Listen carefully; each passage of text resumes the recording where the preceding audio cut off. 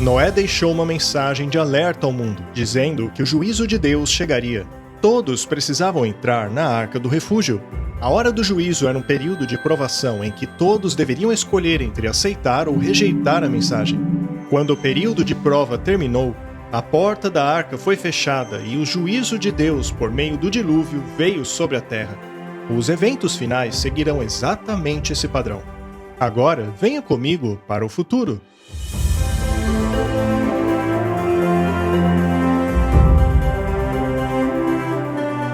Meu nome é Jeff Wright. Eu caminho agora ao longo de uma linha do tempo do tamanho de um campo de futebol. Cada polegada deste campo representa um ano. Essa linha nos ajudará a compreender melhor os eventos proféticos. Até aqui nós vimos que uma profecia do livro de Daniel foi capaz de prever o ano exato em que teria início os dias de Noé para o tempo do fim. Vimos como a profecia dos 2.300 dias tiveram início no ano 457 a.C., e considerando que um dia profético equivale a um ano, sabemos que a profecia terminou 2.300 anos depois.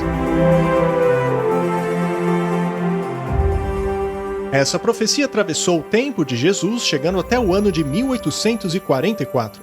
Foi a partir deste ano que a primeira mensagem angélica voltou a anunciar que a hora do juízo de Deus havia chegado. No tempo de Noé, esse período de teste durou 120 anos. Em nosso tempo, porém, essa mensagem de advertência tem soado por mais de 170 anos. Assim como a mensagem de Noé se espalhou pela terra, hoje as 3 mensagens angélicas atingem todo o globo, alertando os seus moradores a entrarem na Arca da Aliança Eterna antes da execução do juízo final. Antes do dilúvio, uma última mensagem de misericórdia havia sido dada aos homens. Com a arca pronta e suas portas abertas, todos deveriam fazer sua escolha, e é neste ponto que nos encontramos hoje. A segunda e terceira mensagens angélicas nos advertem sobre a última crise da Terra. Elas exigem que cada ser humano faça sua escolha, assim como foi nos dias de Noé.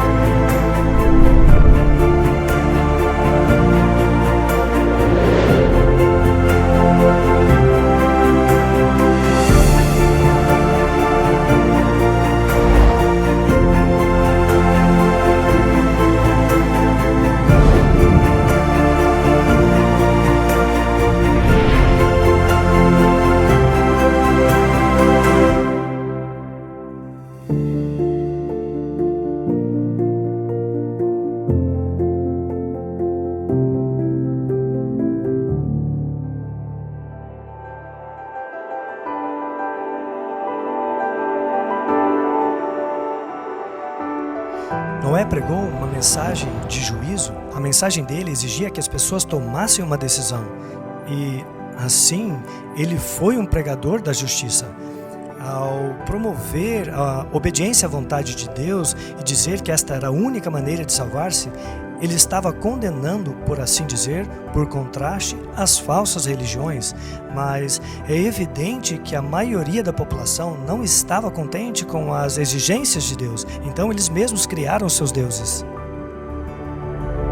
Devido à proliferação mundial da falsa adoração e idolatria nos dias de Noé, os homens estavam prontos a rejeitar o convite de entrar na arca. Hoje, da mesma maneira, os inúmeros sistemas de falsa adoração estão preparando os homens para rejeitarem a aliança eterna mais uma vez. Porém, aqueles que desejam conhecer a verdade não serão enganados. Tanto o amor como a justiça de Deus traçam uma clara linha entre a verdade e o erro. Assim, todos têm luz suficiente para tomarem a decisão. Assim, o verdadeiro pesquisador da verdade tem condições de se desvencilhar do erro.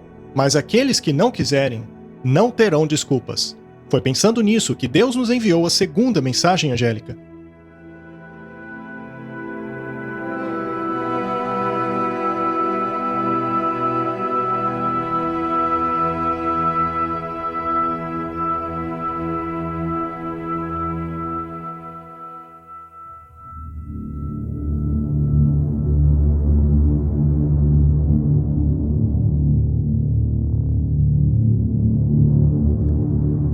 outro anjo seguiu dizendo: Caiu Babilônia, aquela grande cidade, que a todas as nações deu a beber do vinho da ira da sua prostituição.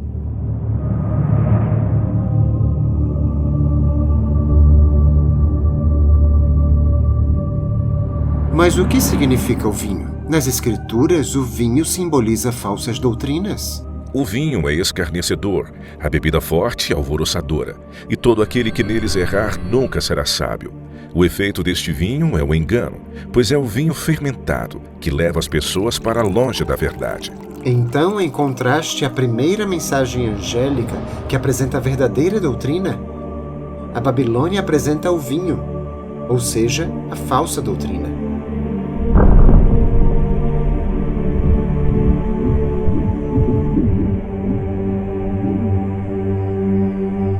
A escuridão da noite nos impede de ver a verdade ao nosso redor.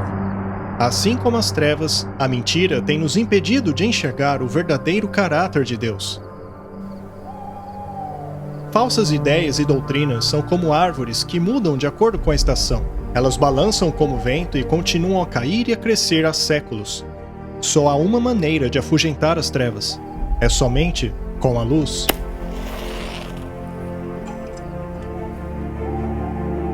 Pedro diz que temos a firme palavra dos profetas e que fazemos bem ao prestarmos atenção nela como uma lâmpada que brilha em meio às trevas. E é com a luz das profecias que identificaremos esse sistema chamado de Babilônia. O sistema da Babilônia é refletido por esta mulher de Apocalipse capítulo 17. E levou-me em espírito a um deserto, e vi uma mulher assentada sobre uma besta de cor escarlata.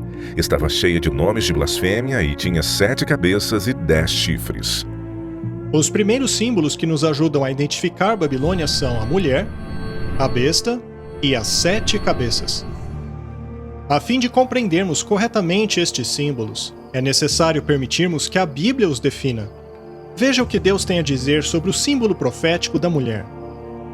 Eu assemelhei a filha de Sião a uma formosa e delicada mulher. Sião era o nome dado ao povo de Deus.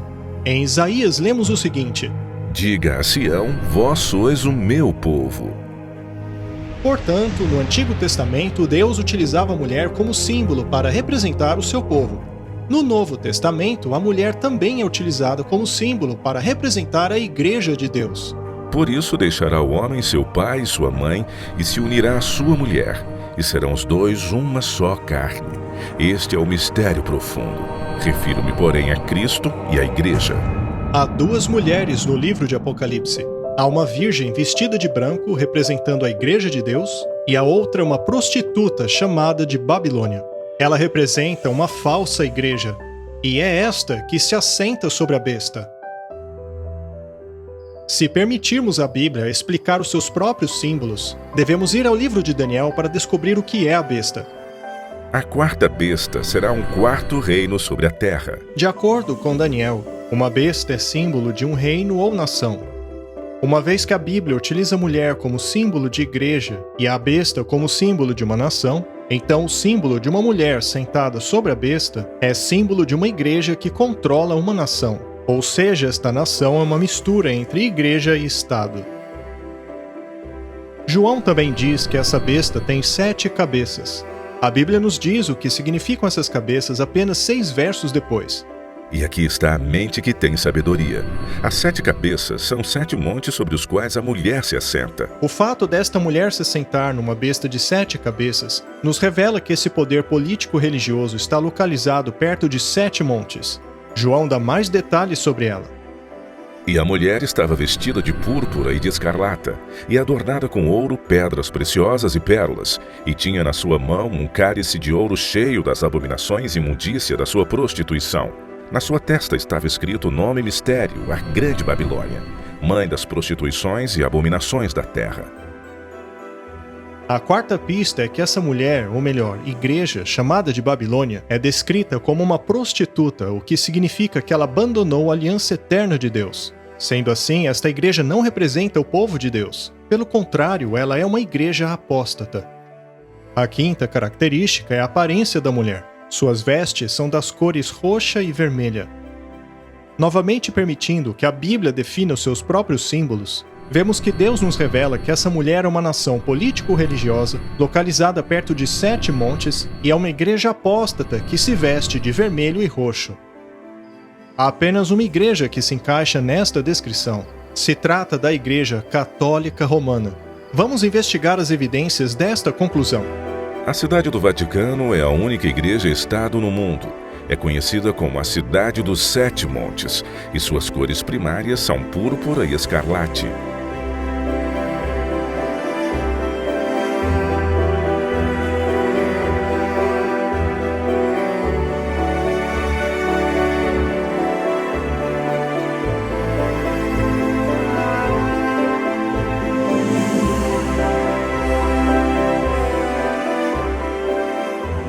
Durante a Reforma Protestante, muitos reformadores como Thomas Cranmer, John Wesley, William Tyndale, John Wycliffe, Philip Melanchthon, John Hus, Martin Luther e centenas de outros, todos concluíram que o papado é a prostituta Babilônia, mencionada em Apocalipse.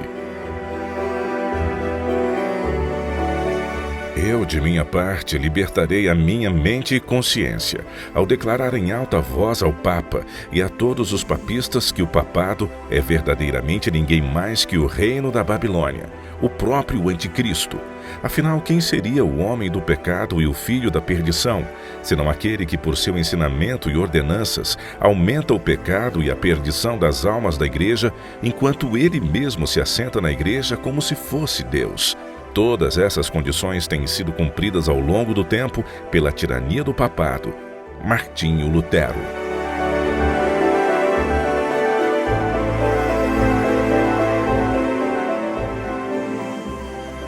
A segunda mensagem angélica alerta sobre o vinho da Babilônia e da influência intoxicante de suas falsas doutrinas que enganam o mundo todo. E sim, até mesmo o mundo cristão. Mas isto não aconteceu repentinamente, mas subitamente ao longo de séculos. Quando você pensa na declaração de Jesus, pouco antes dele partir, ele disse: "Este evangelho será pregado por todo mundo, e então virá o fim." E nós vemos os discípulos saindo e pregando o evangelho, mas nós vemos que o fim não veio. E a razão, eu creio, é porque aquele evangelho se tornou corrompido. E um evangelho diferente começou a ser propagado pelo mundo. Na parte 2 desta série, vimos como o Evangelho Eterno e a Aliança Eterna foram revelados por meio do santuário. Mas agora veremos uma profecia no livro de Daniel que revela que o santuário seria atacado. É sobre isto que se trata. É um ataque ao Evangelho e à Aliança. Esta foi substituída por uma falsa.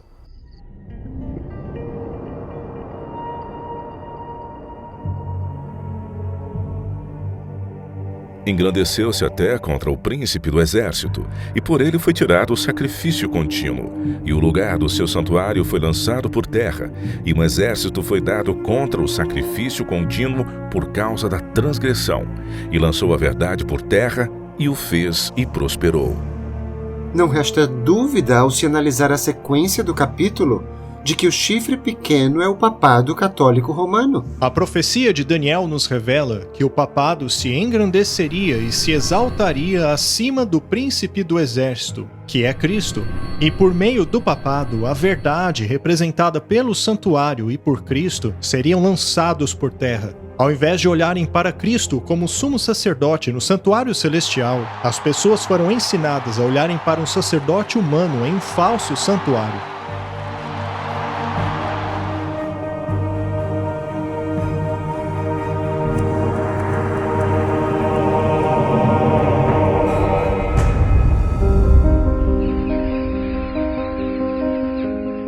Então o que acontece é que durante a Idade das Trevas tem um poder entrando em cena que ataca cada um dos utensílios do santuário e as verdades que eles representam. E o altar de sacrifício, que representa o sacrifício de Cristo, foi atacado, alterado em certo sentido. E um novo ensinamento entrou em cena que dizia: o sacrifício de Cristo não foi suficiente para perdoar os pecados. Se você quiser ser perdoado, você tem que pagar. Você tem que comprar indulgências, você tem que pagar penitências. Então o sacrifício de Cristo não era suficiente para o perdão dos pecados. O sacrifício de Cristo, que foi realizado somente uma vez, hoje é realizado perpetuamente em cada missa. O problema é que isto tira o poder do sacrifício de Jesus na cruz. A pia, que representa o batismo, também foi alterada. Nós devemos nos arrepender e então sermos batizados. Então você tem que ter idade suficiente para entender que você pecou e se arrepender por decisão própria. E esse ensinamento foi substituído pelo batismo infantil por aspersão. A mesa dos pães da proposição representam a Bíblia, e a Bíblia foi retirada durante a Idade Média. É proibido aos leigos lerem o Antigo e Novo Testamentos, e é proibido ainda mais severamente possuir os livros acima em linguagem popular. Os senhores dos distritos devem procurar diligentemente os hereges em casas, florestas, até mesmo os seus esconderijos subterrâneos devem ser completamente destruídos. Papa Gregório IX, Concílio de Toulouse, ano de 1229. Então, quando você remove a palavra de Deus, você tira a verdade de Deus. E agora você tem pessoas que estão sujeitas à superstição, sujeitas à tradição, mais do que a palavra de Deus. Disseram às pessoas que elas não poderiam ler a Bíblia por conta própria. Em vez de compartilharmos do pão da vida, que é uma referência às Escrituras, agora uma outra pessoa deveria interpretá-las para nós. E assim se perdeu de vista a verdade e a importância da Bíblia como fundamento. O altar de incenso, que representa a intercessão de Cristo em nosso favor, foi derrubado e no seu lugar foi estabelecido o que se chama de confessionário. Tinha 2 compartimentos, era dividido por uma cortina, com um homem sentado no lugar de Deus, ouvindo as confissões de outros homens. E foi dito às pessoas: vocês não podem ter acesso direto a Deus. Vocês devem vir aos sacerdotes e confessar os seus pecados a eles. Veio então a figura do padre, colocando-se entre o pecador e o Senhor, dizendo: de agora em diante vocês devem confessar os seus pecados a mim. E mais uma vez, barreiras estavam sendo colocadas entre o homem e Deus. Perdeu-se a capacidade do indivíduo de ir diretamente a Deus. E o candelabro de 7 braços representava a igreja, e ele também foi atacado nas perseguições que ocorreram durante esse período de tempo conhecido como Idade das Trevas. A liberdade para testemunhar também foi removida, e é isso que representa o candelabro, o testemunho. Qualquer um que divergisse do ensinamento dessa igreja dominante, desse sistema dominante, era perseguido, queimado, torturado e de muitas maneiras diferentes, para que eles se adequassem ao sistema. Então, de muitas maneiras, você pode ver o santuário sendo derrubado. E aí, no compartimento santíssimo, onde tinha a Arca da Aliança, é ali onde você encontra os 10 mandamentos, dentro da arca. E a Bíblia diz que esse poder cuidará em mudar os tempos e a lei, em Daniel 7:25. A reforma protestante deixou clara, ou pelo menos pregou poderosamente, que eles entendiam que o poder papal, que alegava ter autoridade para mudar a lei de Deus, era justamente este poder. A Bíblia diz: lembra-te do dia de sábado para santificá-lo. Mas a Igreja Católica diz: não, pelo meu divino poder eu aboli o dia do sábado, e agora ordeno a vocês guardarem o primeiro dia da semana. E eis que todo mundo civilizado se curva em obediente reverência ao mandamento da Santa Igreja Católica. A profecia previu que a Igreja Católica tentaria mudar os tempos e a lei, e ela reconhece este fato. O Papa possui poder para mudar tempos, abrogar leis e dispensar todas as coisas, até mesmo os preceitos de Cristo. Ao analisarmos a teologia da Igreja Católica, vemos que no Catecismo o 2º mandamento foi apagado. Ele não está lá. Eles deletaram o mandamento que proibia o uso de imagens. Mas agora tinha um problema, pois só havia 9 mandamentos. Sendo assim, eles dividiram o 10º mandamento em 2 partes. Além do santuário ter sido jogado por terra em termos de muitas doutrinas e leis, também perdemos a noção do sábado. E eles pegaram o descanso no 7º dia, que apontava para o sábado, e disseram: pelo poder e autoridade da igreja, nós mudamos esse dia para o domingo, o primeiro dia da semana. Salientando esta alteração do mandamento, um padre disse o seguinte em 1803: É bom lembrar os presbiterianos, batistas, metodistas e todos os outros cristãos que a Bíblia não apoia em nenhum lugar a sua observância do domingo. Domingo é uma instituição da Igreja Católica e todo aquele que guarda esse dia guarda o mandamento da Igreja Católica. A humanidade, que costumava entender que a guarda do sábado fazia parte da vida cristã no cristianismo primitivo, agora ouvia dizer que não. Agora, o sábado é o primeiro dia da semana. Esta mudança foi feita pela Igreja Católica Romana, pois ela alega possuir este poder. O caminho mais seguro é sempre o das Escrituras. Se a Bíblia afirma que Deus diz algo, mas eu me permito ser convencido por outra pessoa que Deus não disse aquilo, de quem é a culpa? Eu sou o culpado. A ideia de que o sábado do Senhor foi mudado é ridícula se você pensar a respeito. Porque o único mandamento que começa com a palavra lembra-te é justamente aquele que eles querem que esqueçamos. Estes princípios da verdade são imutáveis. É por isso que eles estão lá dentro da Arca da Aliança, mas eles foram perdidos durante a Idade Média. Ao longo dos séculos, as verdades representadas no santuário foram lançadas por terra. Elas foram anuladas. Isso porque a verdade do ministério de Jesus no santuário celestial foi substituído pelas falsas doutrinas da Igreja Católica. Há muitas mentiras que compõem o vinho de Babilônia, mas uma que ataca diretamente o coração do Evangelho é aquela relacionada à aliança que Deus fez com seu povo. Jesus utilizou vinho puro, não fermentado, em sua aliança. Por outro lado, a Bíblia descreve o vinho da Babilônia como fermentado. Jesus, no Novo Testamento, enquanto ele estava tendo a última ceia com os discípulos, ele dá a eles o pão e diz: "Este é meu corpo, que é partido por vós." Então ele dá a eles o vinho, que é o suco da uva, e ele diz: "Esse é o sangue da aliança." Ou o Novo Testamento. Na verdade, Jesus disse: "Este cálice é o Novo Testamento no meu sangue." O vinho simboliza a nova aliança. O que é a nova aliança? Deus disse: "Eu escreverei a minha lei no seu coração e na sua mente." E quando a Babilônia oferece esse vinho falsificado, ela está oferecendo uma aliança falsificada. Este vinho é um vinho falsificado, e eu cito Provérbios 31. A Bíblia diz: "Não é próprio dos reis beber vinho, nem a bebida forte, para que bebendo se esqueçam da lei." Então, este vinho, ele é fermentado, é impuro, e quando você bebe desse vinho, ele causa com que você esqueça o que Deus disse para você se lembrar. E quando disse Deus para lembrar? Lembra-te do dia de sábado para o santificar. Então é esse o vinho que está sendo dado para o mundo atualmente.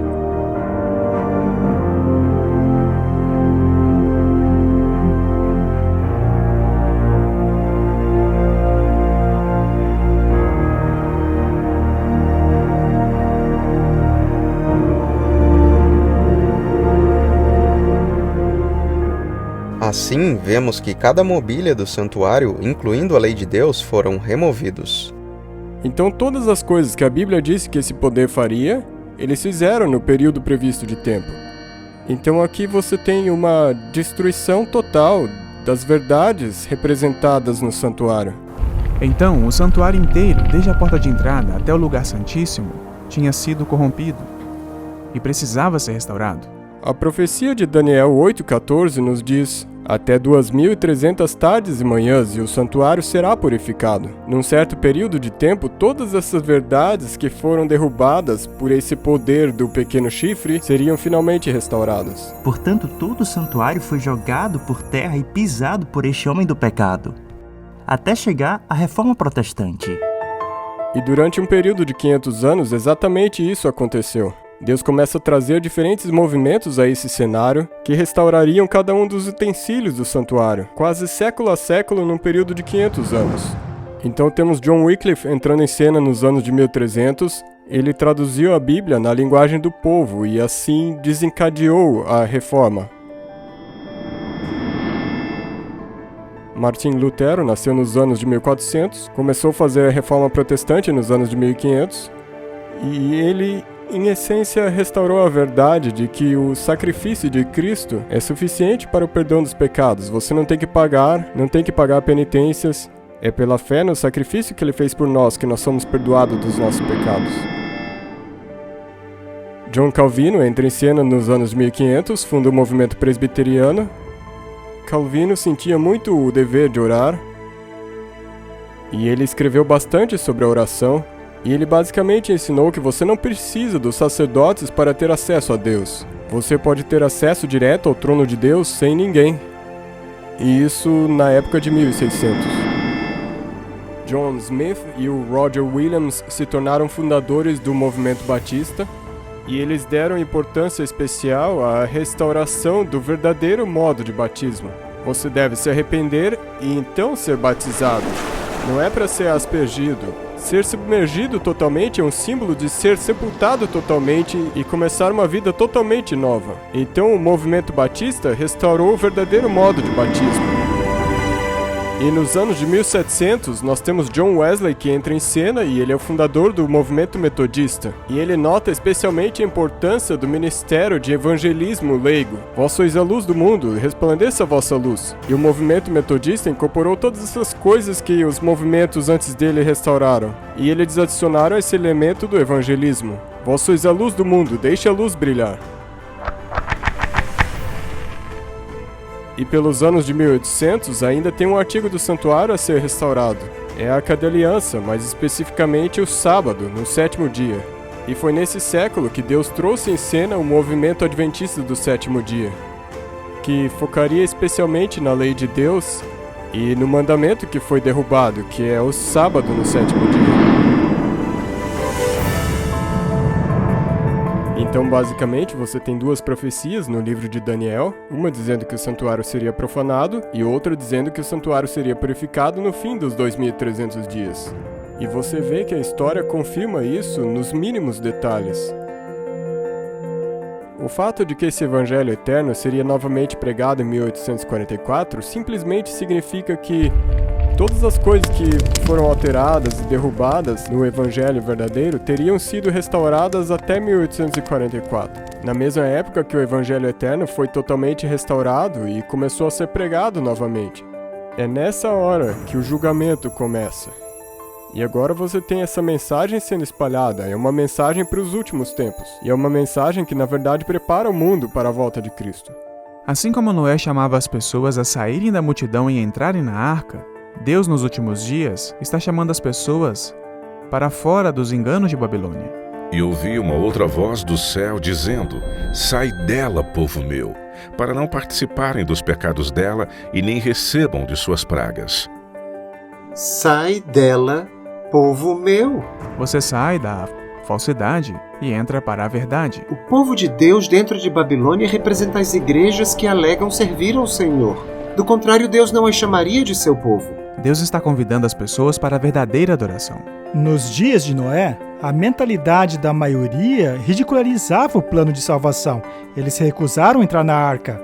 E no tempo do fim também é um caminho para a arca, pois existe a Arca da Aliança que aponta para a lei de Deus dentro do santuário. E quem rejeitaria a primeira, também rejeitará a segunda. Mas há muitos que estão sendo enganados. Há muitos que aceitam um erro por ignorância. Mas conforme Deus vai iluminando essas pessoas com o seu Espírito, à medida que passam a entender as verdades bíblicas, aí sim farão a escolha consciente e poderão sair do sistema que rejeita a vontade de Deus. Essas pessoas perceberão que o sábado, assim como a mensagem dos mandamentos de Deus, não é pregado pelas suas igrejas. Nelas não é pregado que a hora do juízo de Deus chegou. E ao constatarem que as suas igrejas não pregam a primeira mensagem angélica, elas finalmente decidiram sair.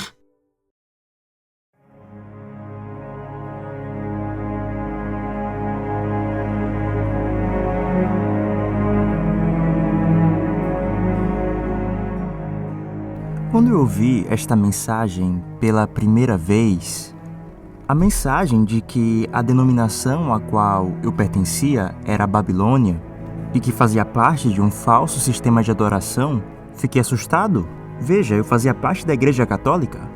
Eu conhecia muitas pessoas boas dentro do sistema católico, mas quando vi que seus ensinos contrariavam a Bíblia, eu não tive escolha. Sendo um ser humano racional, eu olhei para a questão e pensei: a única decisão lógica é fazer o que Deus pede em sua Bíblia, e não as tradições dos homens. E foi uma decisão muito difícil, pois toda a minha família é católica, e até hoje ainda são, mas é uma decisão necessária para que as pessoas vejam que Babilônia caiu. Não apenas uma, mas 2 vezes, já que não foi apenas o catolicismo que caiu, mas também as filhas da prostituta, que é mencionada em Apocalipse capítulo 17, elas também se tornaram Babilônia espiritual. E sobre a sua testa estava escrito um nome: Mistério, a Grande Babilônia, mãe de todas as prostitutas e abominações da terra. Ela é descrita como sendo a mãe das meretrizes e abominações. Então, ela é a mãe e tem filhas. Então, quando essa mensagem do segundo anjo é proclamada, eu creio que essa mensagem fala geralmente sobre a mãe, mas especificamente sobre as filhas. Então, quem são as filhas? São as igrejas protestantes que saíram dela e não mais estão protestando, as que rejeitaram a mensagem do primeiro anjo. A segunda mensagem angélica nos diz claramente que devemos abandonar os sistemas religiosos nos quais a primeira mensagem angélica não está sendo praticada. As igrejas protestantes que viraram as suas costas para a mensagem do santuário, para a lei de Deus, para o sábado, é o que está sendo mostrado aqui. Caiu, caiu a grande Babilônia. E Apocalipse 18 diz: sai dela, povo meu. Então esse é um chamado para o povo de Deus que se encontra dentro desses sistemas decaídos, para que eles saiam deles. E estas religiões decaídas estão ensinando que existe algum outro caminho para o trono de Deus. Mas na verdade só existe um caminho para o trono de Deus. E esse caminho é o padrão dado a nós pelo santuário.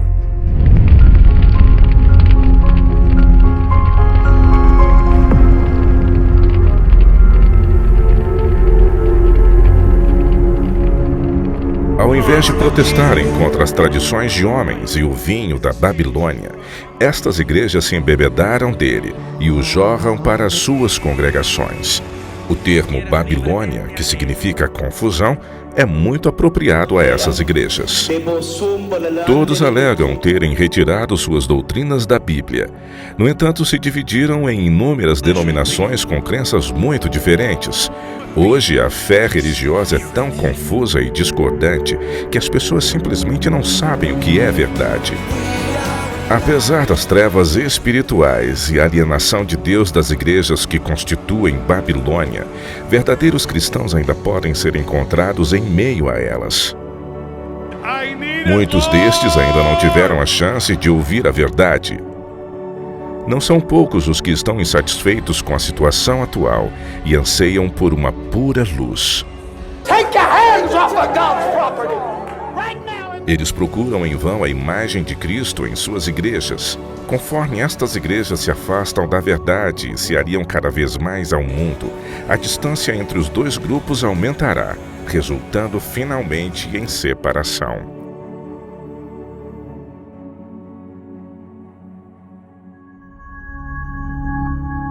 Eu me lembro quando eu ouvi essa mensagem pela primeira vez, e eu posso te dizer que eu era uma dessas pessoas que estava na Babilônia. Eu era um pagão. Mas quando eu fui a Jesus pela primeira vez, e eu me uni às típicas igrejas evangélicas, eu não sabia dessas coisas que estamos falando agora. E quando eu aprendi a verdade do sábado, e sobre a mensagem que nos chama a sair de Babilônia, foi muito difícil para mim, foi realmente doloroso. Eu lembro que fiquei irritado com a sensação de que havia sido enganado, que eles podiam até ser sinceros, mas que eram professores que não estavam ensinando a mensagem completa. Eu fiquei frustrado. E fui a vários pastores diferentes perguntando por que guardamos o primeiro dia da semana. A Bíblia diz claramente que o sábado é o 7º dia. De cerca de 10 pastores com quem eu conversei, eu recebi umas 11 ou 12 respostas diferentes. Eles não concordavam entre si. Isso me convenceu de que havia algo errado. E em segundo lugar, não foi uma coisa fácil porque os meus amigos estavam todos nessas igrejas e eu tive que tomar uma decisão. Será que eu estou disposto a perder não apenas os amigos, mas também o trabalho. Eu tive que abrir mão de alguns empregos porque o sábado é sagrado, eu não podia trabalhar nesse dia. E então eu acabei passando por dificuldades por tomar essa decisão. Mas sabe, depois de tudo, eu vi como Deus me abençoou e cuidou de mim. Porque sempre que nós damos um passo de fé e confiamos nele, no final das contas será melhor. Ele abençoará e até fará milagres por nós. A primeira e a segunda mensagens angélicas são desafiadoras para a maioria dos cristãos. Suas advertências questionam crenças fundamentais que muitos carregam desde a infância. Eu imagino que a mensagem de um dilúvio universal trazida por Noé tenha desafiado o povo de sua época da mesma maneira. Muitos deles alegavam serem adoradores de Deus, mas haviam se afundado tanto em falsa adoração que achavam que Noé estava louco, e assim rejeitaram o convite para entrar na arca. Hoje, o vinho da Babilônia e a falsa adoração estão surtindo o mesmo efeito. Isso faz com que muitos cristãos rejeitem a primeira mensagem angélica. Rejeitam a mensagem que os convida a entrar na Arca da Aliança Eterna. É o chamado para adorarmos aquele que fez o céu, a terra e o mar. E vimos como essa mensagem remete ao mandamento do sábado, já que este é o memorial de sua criação e sinal de sua aliança eterna. Ao descansarmos no dia de sábado, mostramos que adoramos o verdadeiro Deus e que entramos na verdadeira aliança ao abraçarmos o símbolo do sábado. Mas muitos cristãos sinceros estão enganados. Acreditam adorarem o verdadeiro Deus e serem parte de sua aliança, ao mesmo tempo em que desprezam o coração dela. Mas Deus sabe que muitos destes são fiéis à luz que receberam. Porém, se ao conhecerem a verdade e rejeitarem as 3 mensagens angélicas, elas também ficarão fora da arca, assim como aqueles que rejeitaram a mensagem de Noé. Deus é amor, e é justamente por isso que ele não força ninguém a aceitar sua misericórdia. O amor suporta, o amor convida, o amor suplica, mas ele nunca viola o livre-arbítrio. Nossa existência é baseada nisso. Deus se deleita naqueles que vão até ele, mas também respeita a decisão daqueles que não vão. Mas não é assim com o seu adversário. Ele utiliza todo tipo de arma, inclusive a coerção, para forçar a sua adoração e atingir os seus objetivos. Por séculos, Satanás tem preparado seus piores enganos para a batalha final. O amor, por outro lado, leva cada pessoa a tomar uma decisão inteligente de acordo com a sua vontade. E é para desmascarar o plano do inimigo que Deus envia a terceira mensagem angélica, para que todos tenham luz e ninguém precise ser enganado ao estarem no vale da decisão.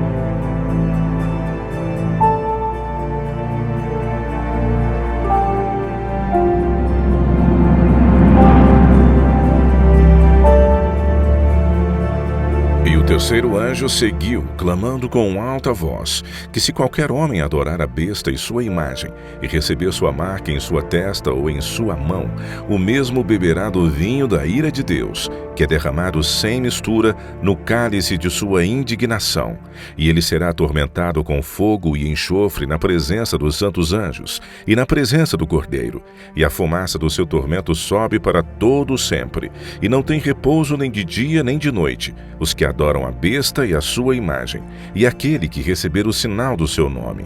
Aqui está a paciência dos santos, aqui estão os que guardam os mandamentos de Deus e a fé de Jesus. A terceira mensagem angélica fala a respeito daqueles que receberão a marca da besta. Esta é a maldição mais amedrontadora da Bíblia. Fala do que acontecerá com aqueles que receberem a marca da besta. Ela está relacionada à falsa adoração e fala do juízo que cairá sobre aqueles que se opõem à adoração bíblica. O anjo não apenas exorta o mundo a adorar o Criador mencionado na primeira mensagem angélica, mas também exorta o mundo a não adorar a besta e a sua imagem na terceira mensagem angélica. Isso nos leva a concluir que o conflito final deste mundo girará em torno da adoração. Veja, o diabo não quer nos impedir de adorar. O que ele quer é que pratiquemos a falsa adoração. Nos últimos dias, o diabo e o poder da besta não vão dizer assim, ei, não adorem. Pelo contrário, eles vão dizer, adorem a besta. Vemos aí um paralelo com os dias de Noé. A população da terra estava dividida em dois grupos. Havia a maioria, infelizmente, do lado de fora da arca, ou seja, com a marca da besta, e a minoria dentro da arca, com o selo de Deus. Até hoje, a identidade da besta é um mistério para muitos. A cultura popular tem mencionado essa profecia inúmeras vezes em livros e filmes, o que tem levado muitas pessoas a todo tipo de especulação. Mas isso diminui o seu significado e enterrou a sua verdade sob uma pilha de confusão. A verdade é que sabemos exatamente o que é a marca da besta. Afinal, é por isso que Deus deu a profecia. Mas é preciso salientar que ninguém será salvo por saber o que é essa marca. Quando a última crise chegar, somente aqueles que tiverem o selo de Deus serão preservados na grande batalha. O que realmente importa é saber como receber o selo de Deus. Antes de saber o que é a marca da besta, vamos entender o que é o selo de Deus.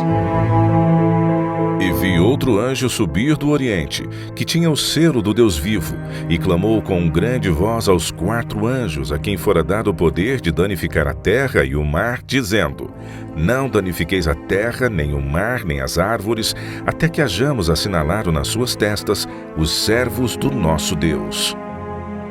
Nos dias de Noé, ele estava selado dentro da arca.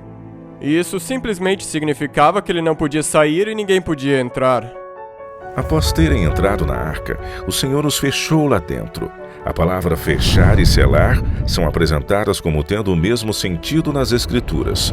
Por exemplo, Deus disse a Daniel: fecha as palavras e sele o livro até o tempo do fim. Portanto, as palavras fechar e selar possuem o mesmo sentido. Quando a Bíblia diz que Deus o fechou lá dentro, é o mesmo que dizer que Deus o selou lá dentro. Noé foi selado na arca da aliança que fez com Deus e assim foi protegido do dilúvio. Eles estavam selados internamente, estavam salvos do juízo que viria sobre toda a terra. Não há nenhum tempo de angústia que já houve sobre a terra comparado em intensidade àquele que o nosso mundo ainda experimentará. A fim de passarmos por esse período de extrema provação, o povo de Deus precisa ser selado antes. E o propósito do selo é, antes de qualquer coisa, identificar aqueles que pertencem a Deus, para que assim fique claro aos anjos quem eles deverão proteger neste tempo de angústia. Isaías capítulo 8, verso 16, fala a respeito de selar a lei entre os discípulos de Deus. Guarde o testemunho e sele a lei entre os meus discípulos. Vemos aqui que existe uma conexão entre o selo de Deus e a sua lei. Quando analisamos os selos da antiguidade, vemos que eles sempre exibiam 3 elementos. O primeiro era o nome da autoridade, como um rei, por exemplo. O segundo elemento era o seu título e, finalmente, a sua jurisdição. Um selo possui título, o nome e o território. Ao analisarmos os 10 mandamentos, constatamos que apenas o 4º declara Deus como o Criador, o nome e o território. Lá ele é apresentado como governante dos céus e da terra, ou seja, sua jurisdição. O selo de Deus está bem no mandamento do sábado. É algo único que identifica a quem adoramos. Assim como nos dias de Noé, entrar naquela arca representava a aceitação de toda a moralidade promovida por Deus, ou seja, dos 10 mandamentos, que é uma manifestação da vontade dele.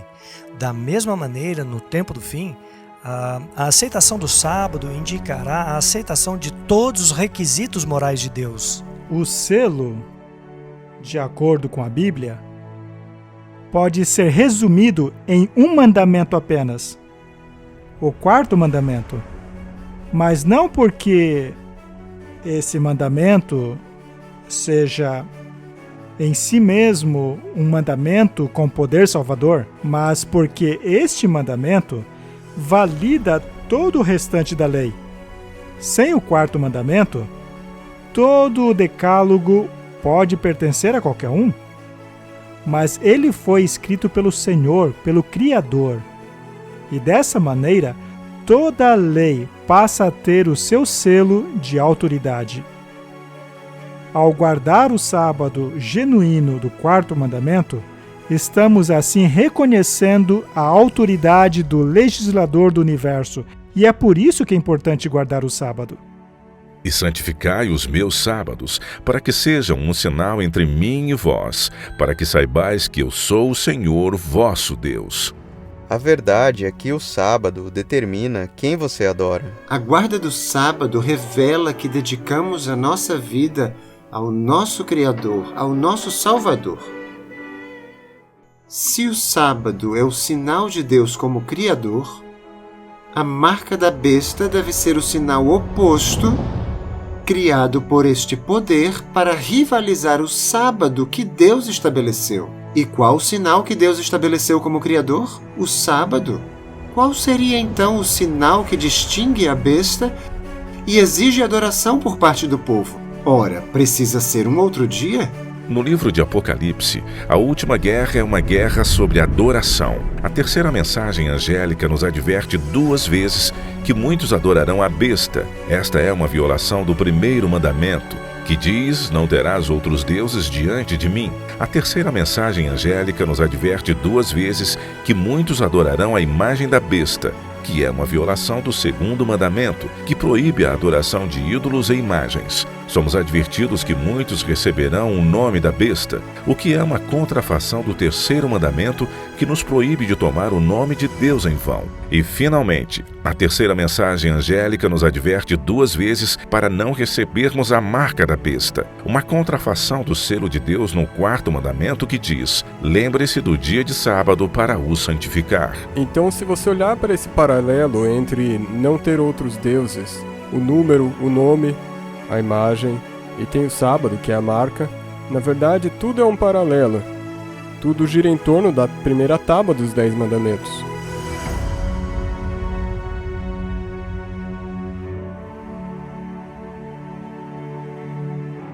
Quando a primeira mensagem angélica nos ordena adorarmos aquele que fez o céu, a terra e o mar, ela está apontando para a Arca da Aliança Eterna por meio da adoração ao Criador. A segunda mensagem angélica nos alerta contra os falsos sistemas de adoração que desviarão as pessoas da aliança. A terceira mensagem angélica alerta contra a besta, que tentaria impedir as pessoas de entrarem na aliança ao forçá-las a rejeitarem o sinal de adoração do Criador e, em seu lugar, receberem o sinal de adoração à besta. Mas quem é a besta?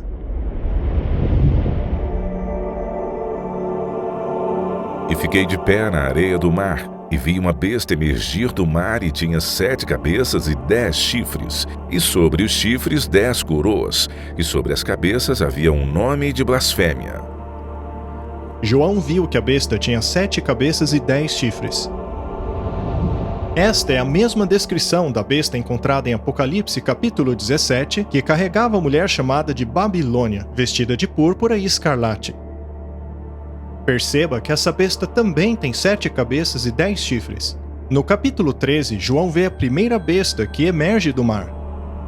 No capítulo 17, o mar é descrito da seguinte maneira: as águas que viste, onde se assenta a prostituta, são povos e multidões, nações e línguas. O que Deus deseja revelar aqui é que este poder surgiria de uma área populosa. A besta do Apocalipse 17 carrega uma mulher que é cheia de nomes de blasfêmia. E se voltarmos à besta de Apocalipse 13, constatamos que as cabeças desta besta também possuem nomes de blasfêmia. A descrição das 2 bestas é a mesma, pois ambas se referem ao mesmo poder. A besta que João viu emergir do mar é a mesma besta que carrega a mulher chamada de Babilônia, que, como já vimos, representa o papado da Igreja Católica Romana.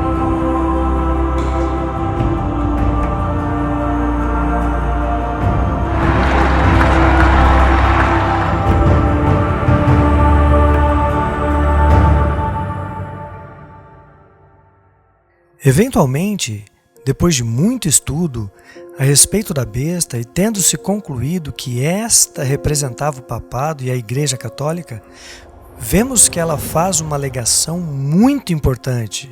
Segundo ela possui a autoridade para mudar a lei de Deus. Isso mesmo, a autoridade de mudar aquilo que o próprio Deus determinou. Ela mudou o dia do 4º mandamento. Não mais o sábado, que é um sinal do poder criador de Deus, mas instituíram então o domingo. E é esse dia que a Igreja Católica alega ser a marca da sua autoridade. E no tempo do fim, essa será a marca da besta.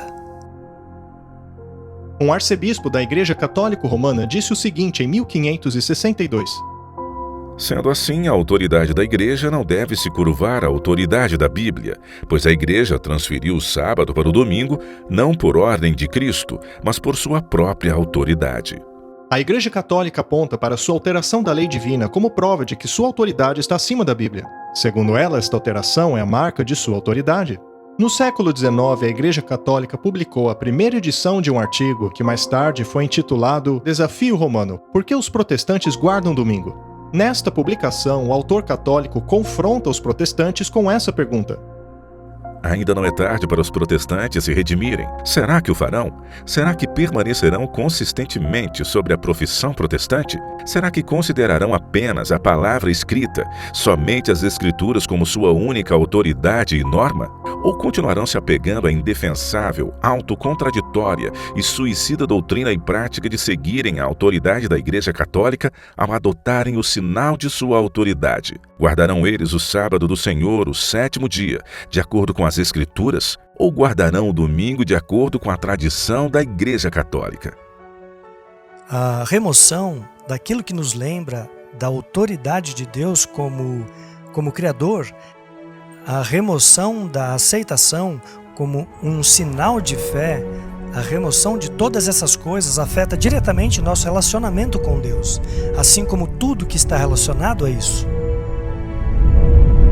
A maior afronta que pode ser feita contra a autoridade de Deus é alterar a sua lei, pois sua lei é o fundamento de seu governo.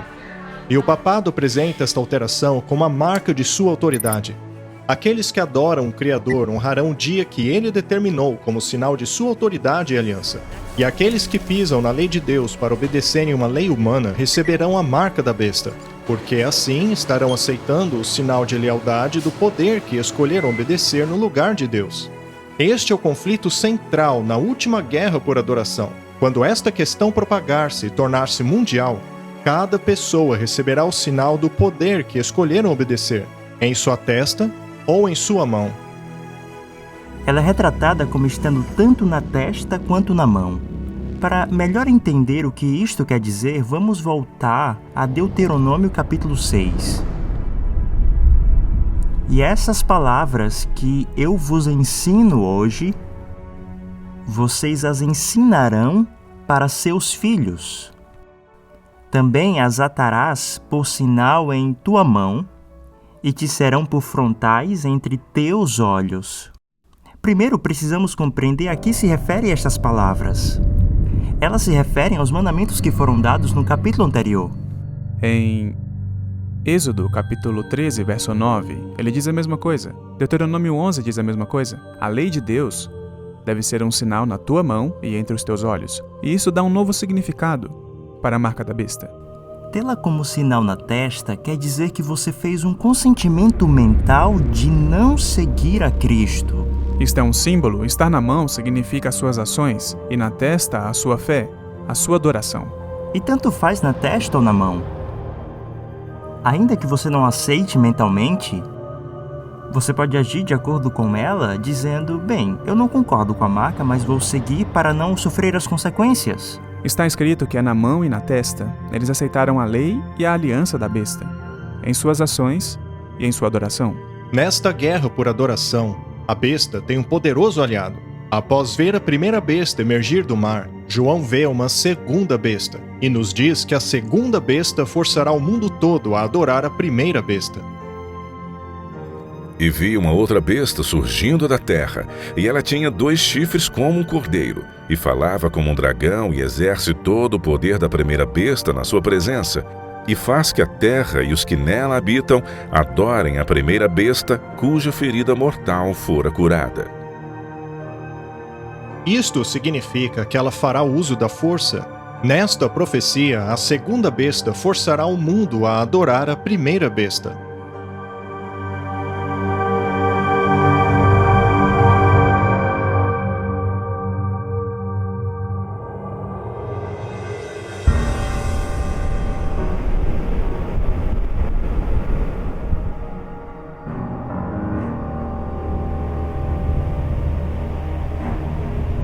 A primeira besta surge do mar, e já vimos como a Bíblia utiliza o mar como símbolo para representar um lugar populoso, povos, multidões, nações e línguas. Mas a segunda besta surge da terra, que por contraste representa um lugar deserto, longe dos lugares populosos da terra. Temos aí uma nova nação crescendo em poder num lugar relativamente despovoado.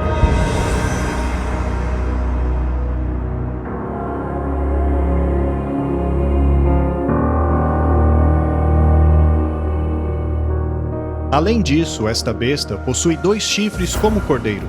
Ao longo da Bíblia, o cordeiro representa Jesus, o Cordeiro de Deus. O fato da segunda besta possuir 2 chifres como cordeiro nos leva a procurar por uma nação cristã crescendo em poder num lugar relativamente despovoado. Há uma nação que se enquadra perfeitamente neste perfil, e não é por coincidência que também é conhecida como a nação mais poderosa e influente do mundo: os Estados Unidos da América. Os fundadores desta nova nação professavam crer no Deus da Bíblia quando declararam o seguinte: defendemos que estas verdades são autoevidentes, de que todos os homens são criados iguais e que foram dotados por seu Criador de certos direitos inalienáveis, estando entre eles a vida, liberdade e a busca pela felicidade. Além de professar a crença em um Criador, a primeira emenda da Constituição dos Estados Unidos da América garante tanto a liberdade civil como religiosa. Ela diz assim: o Congresso não fará lei estabelecendo religião ou proibindo o livre exercício da mesma, a fim de evitar a perseguição e tolerância religiosa que tomou conta da Europa por tantos séculos. O governo dessa nova nação foi estruturado de forma a impedir que a Igreja governasse o Estado e de que o Estado governasse a Igreja. Jesus disse: dai a César aquilo que é de César e dai a Deus aquilo que é de Deus. Estes princípios cristãos escritos nos documentos fundadores dos Estados Unidos foram o segredo de seu sucesso. Milhões fugiram para a América para adorarem de acordo com os ditames de sua própria consciência. Mas a Bíblia diz que isto mudaria. Quando João viu essa besta saindo da terra, ele disse que ela era como um cordeiro, mas que falava como um dragão. E no próximo verso vemos que esta besta, ou seja, os Estados Unidos, faria com que toda a terra e aqueles que habitam nela adorasse a primeira besta. A Bíblia diz que os Estados Unidos da América, normalmente considerado como a maior autoridade civil, unirá os seus esforços à Igreja Católica Romana, que por sua vez é considerada a maior autoridade moral e espiritual. Uma besta representando a Igreja e a outra representando o Estado se unirão e pisotearão as liberdades civis e religiosas sobre as quais os Estados Unidos foram fundados.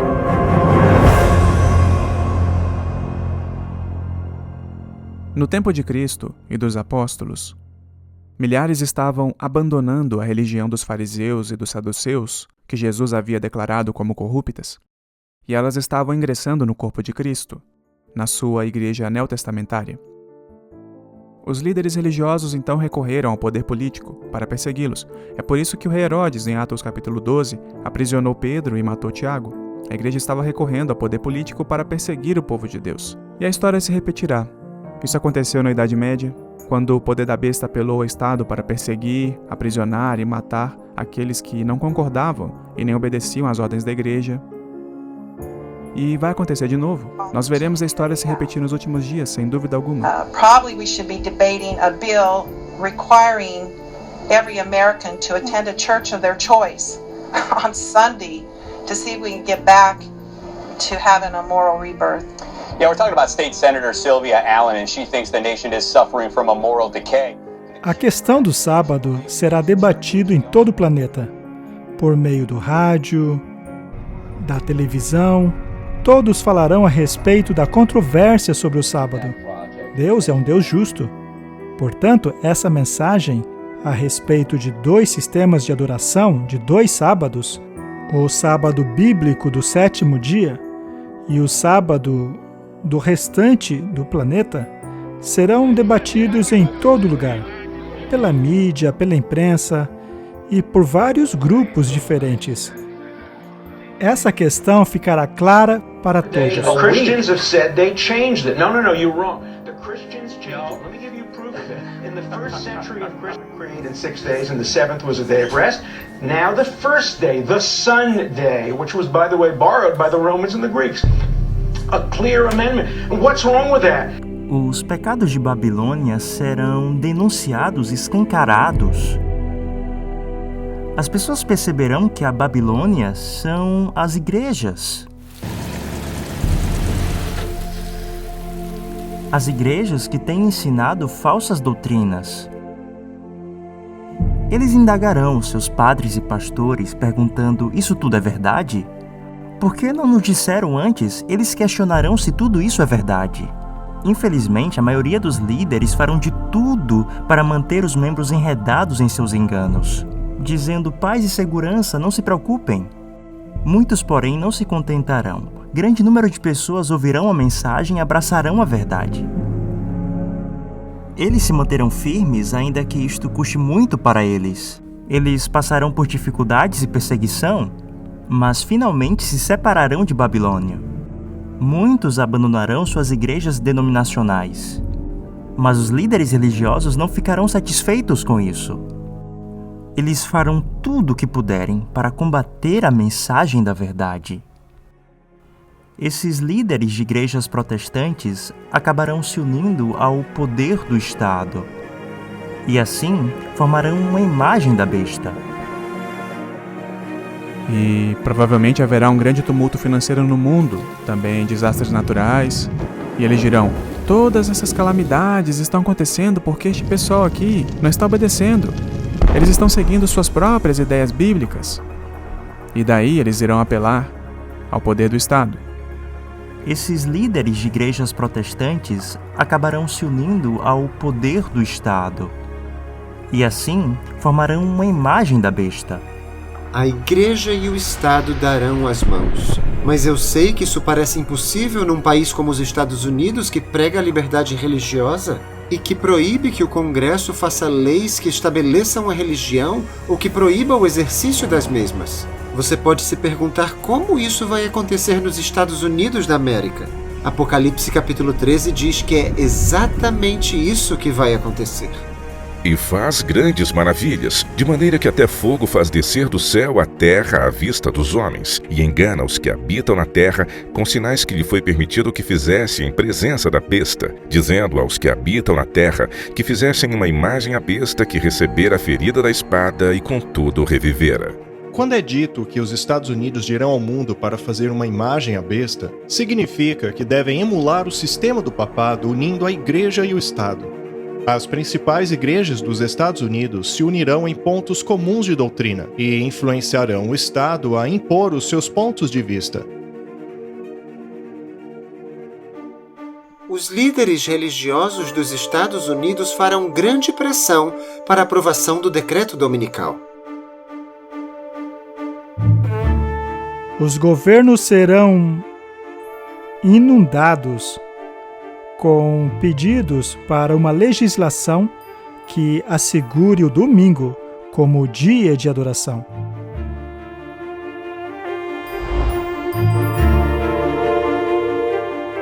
Isso acabará levando a um decreto dominical mundial. Podemos ver isso algumas vezes no livro de Daniel. Uma certa lei foi criada e eles tiveram que escolher. Quando a imagem foi erguida na planície de Dura, ela não foi um grande problema. Até que todos foram forçados a se curvarem diante dela. Aí sim se tornou um problema. Devo obedecer à lei do Estado e me curvar diante da imagem? Ou obedeço à lei de Deus permanecendo de pé enquanto todo mundo se curva? O diabo queria que eles quebrassem a lei de Deus. E por não se curvarem, foram condenados à morte. A história da estátua de ouro na Babilônia, na qual aqueles que não a adorassem seriam mortos, também é uma profecia que retrata a grande Babilônia no fim dos tempos. Será erguida uma imagem à besta e todos aqueles que não a adorarem serão mortos. Para que ninguém possa comprar ou vender, senão aquele que tiver o sinal ou o nome da besta ou o número do seu nome. Imagine que deste momento em diante você não poderá mais comprar e vender. Não poderemos mais comprar comida, roupa ou água. Quanto tempo você resistiria?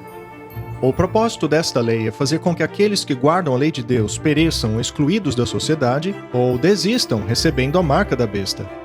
Humilhação, perseguição e severas punições aumentarão até finalmente ser adotada a pena de morte. Para dar vida à imagem da besta, de forma que a imagem da besta podia tanto falar, como fazer com que todos que não adorassem a imagem da besta fossem mortos.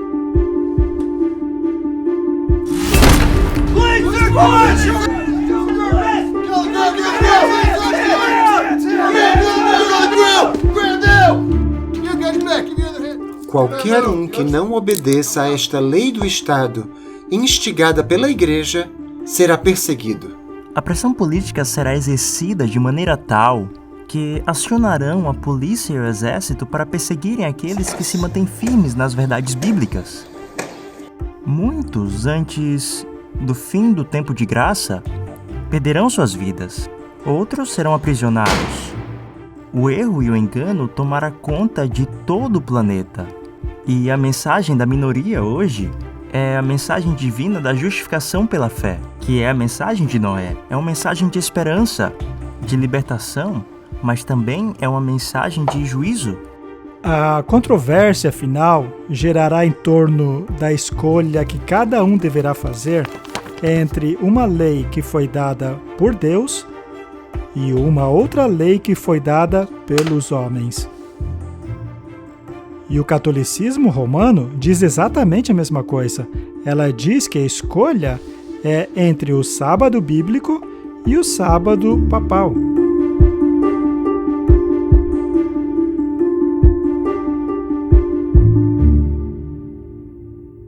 Ninguém possui ainda a marca da besta. Será apenas quando um decreto for imposto por lei que homens e mulheres receberão a marca do poder que escolheram obedecer. Antes de prosseguirmos, eu gostaria de considerar 3 princípios por trás desta controvérsia. Entenda que o contexto entre o sábado de Deus e a lei dominical é uma disputa a respeito do caráter de Deus. Afinal, compeliria ele as pessoas a adorá-lo por meio da força? Ou deseja ele que o adoremos voluntariamente em resposta ao seu amor? A sua resposta a esta pergunta determinará de qual lado do conflito você estará. Se você crê que Deus força suas criaturas a adorá-lo, você verá o decreto dominical como a vontade dele. Por outro lado, se você crê que o caráter de Deus é abnegado e amável, então você verá nesta violação da liberdade de consciência a atuação de um outro poder.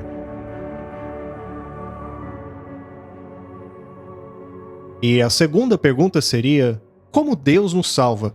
A ideia de que podemos aplacar a ira de Deus e dar um fim às calamidades pela estrita imposição de um dia de adoração é a aplicação do princípio de que o homem pode salvar-se por meio de suas obras. Por outro lado, se crermos na promessa da aliança de Deus de que Ele opera a nossa salvação, nós entraremos em seu descanso guardando o sábado do 7º dia, que nos foi dado como sinal de que reconhecemos que Ele é o nosso Salvador.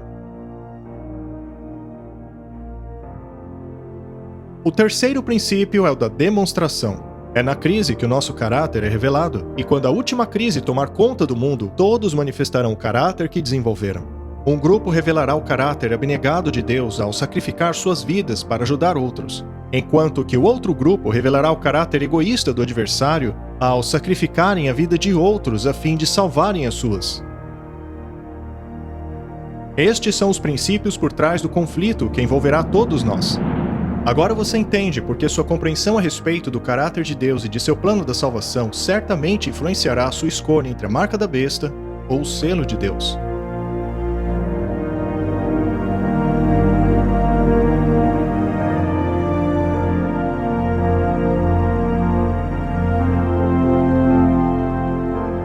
A As 3 mensagens angélicas já haviam sido anunciadas na mensagem da última hora do juízo, nos alertando sobre os eventos em torno do julgamento vindouro.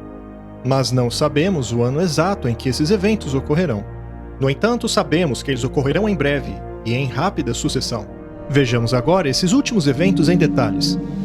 As circunstâncias do mundo já estão trabalhando juntas para trazer à tona a marca da besta, assim como diz a Bíblia. Após isso será o fim do tempo da graça, seguido pela execução do julgamento, e finalmente a segunda vinda de Cristo. Nos dias de Noé, o mundo inteiro estava no vale da decisão, mas depois que todos fizeram a sua escolha entre aceitar ou rejeitar o refúgio da arca, a porta da misericórdia fechou. O tempo para decidir havia acabado. Todos haviam feito a sua escolha entre aceitar ou rejeitar o convite da aliança eterna. E muito em breve, a porta fechará novamente, para sempre.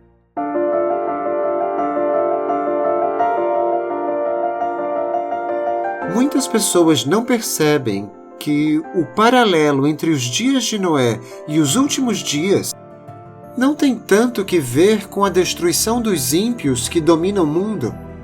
O verdadeiro paralelo é encontrado no momento em que a porta se fecha.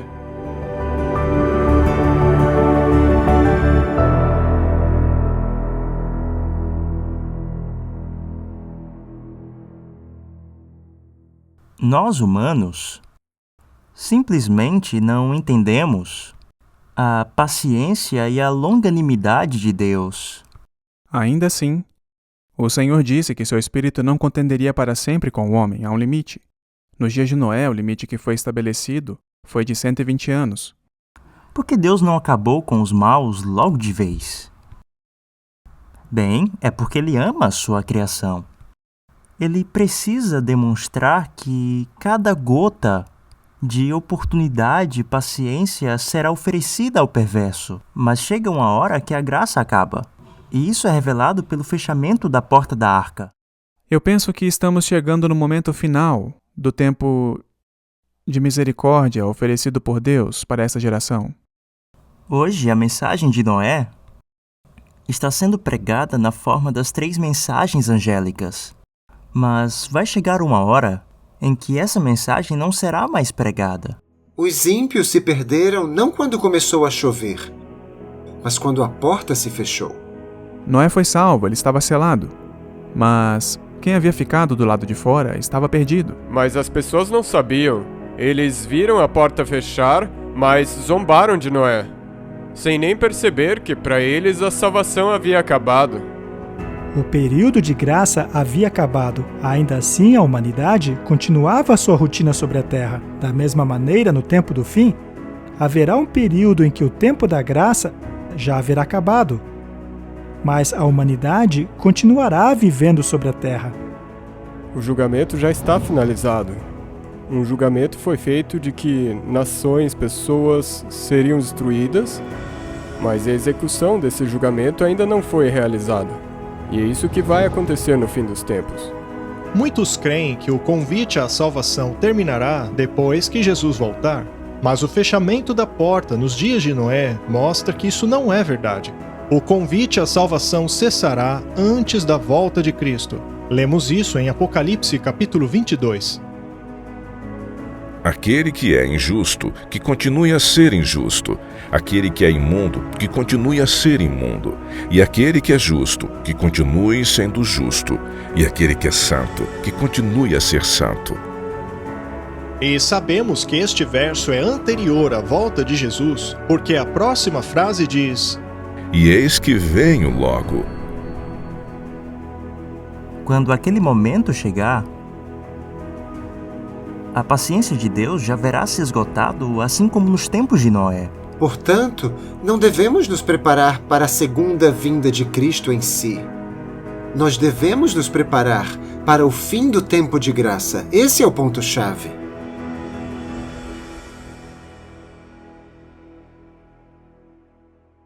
Neste momento, o nosso caso no julgamento celestial ainda está sendo investigado. A porta para o refúgio da aliança eterna ainda está aberta. Essa porta é Jesus. Eu sou a porta. Aquele que entra por mim será salvo. Jesus também falou sobre a porta da salvação no livro de Apocalipse.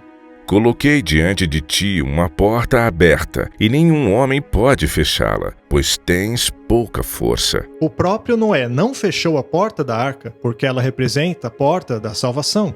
Nenhum homem pode fechar essa porta. Imagine a fé de Noé ao construir a arca por 120 anos, sabendo que ele não poderia fechá-la. Ele confiou que Deus cumpriria sua promessa, e ele cumpriu. A Bíblia diz que o Senhor o fechou lá dentro. Quando o juiz bate o martelo, o caso está encerrado e a investigação concluída. Da mesma maneira, o fechamento da porta da arca mostrou que o caso de cada indivíduo estava encerrado. Todos haviam escolhido aceitar ou rejeitar o convite à misericórdia. E para entendermos como Deus fechará a porta da salvação no fim dos tempos, precisamos recorrer ao estudo do santuário. Nele veremos que a porta da salvação está aberta agora. Pois Cristo não entrou num lugar santo feito por mãos, que são figuras do verdadeiro, mas entrou no próprio céu, para agora permanecer na presença de Deus por nós. Ele está agora na presença de Deus intercedendo por nós. Neste momento ainda temos um mediador, que está intercedendo por nós. Mas um dia essa intercessão vai acabar. Chegará o momento em que ele se levantará e deixará o santuário. O sumo sacerdote deixará o lugar santíssimo. O incensário será arremessado. E a partir daí, não há mais intercessor, não haverá mais perdão de pecados. Pois é Cristo quem morreu, ou antes que ressuscitou dentre os mortos, o qual está à direita de Deus e também intercede por nós. O perdão só é possível porque Jesus, o nosso advogado nesse tribunal celestial, está apresentando diante do Pai os méritos de seu sangue em nosso favor. Quando Jesus deixar a presença do Pai, a humanidade não terá mais um intercessor, e a porta da misericórdia fechará. Quem estiver salvo está salvo, e quem estiver perdido está perdido. Todos os casos estarão decididos para a vida ou para a morte. Nós damos a graça de Deus por garantida, porque sempre que pecamos, sabemos que Ele está lá para nos perdoar.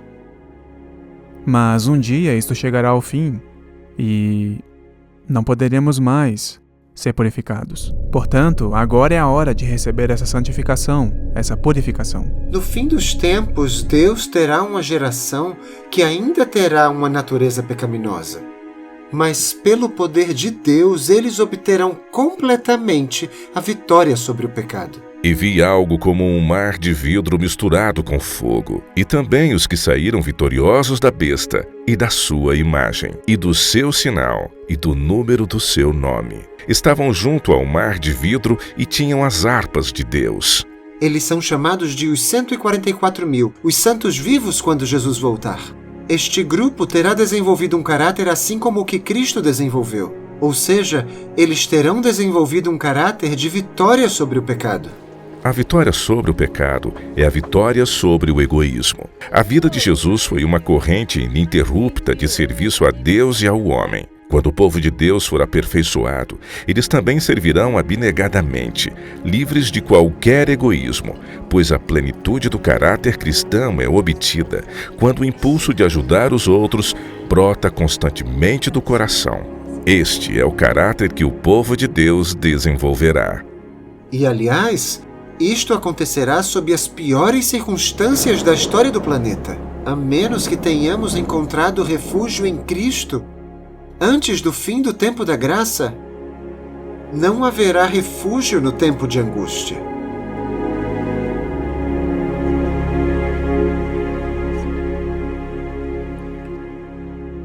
A Bíblia diz que Satanás é o acusador dos irmãos. Por outro lado, Jesus é o nosso advogado diante do Pai. Mas Jesus não pode terminar seu trabalho de intercessão e alegar que sobre a terra há uma geração de santos cheia do seu espírito, capaz de permanecer diante de Deus sem um intercessor. Portanto, agora mesmo, Jesus está cumprindo as promessas de sua aliança, trabalhando naqueles que o permitem. Havendo confessado seus pecados a Jesus, receberam perdão, e pelo poder dele, seus caráteres estão sendo santificados. Assim eles serão capazes, pelo poder de Deus, a não pecarem durante o tempo de angústia, quando não houver um intercessor no santuário celestial.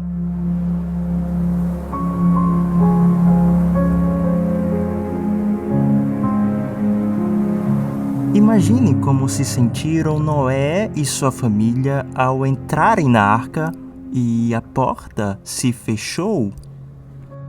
Mas nada aconteceu por 7 dias. Para os ímpios não havia nenhum sinal de que aquilo que Noé pregara iria acontecer. Noé provavelmente achava que as águas do dilúvio começariam imediatamente. Sem dúvida, Noé passou por um grande teste de fé naqueles dias. O primeiro dia passou e nada aconteceu. 2 dias e nada. Eu acho que Noé começou a se questionar. Ele deve ter se perguntado se talvez pudesse estar errado. Mas depois de 7 dias, o juízo finalmente chegou e será assim o fim do mundo. O povo de Deus vai passar por um tempo de profunda angústia.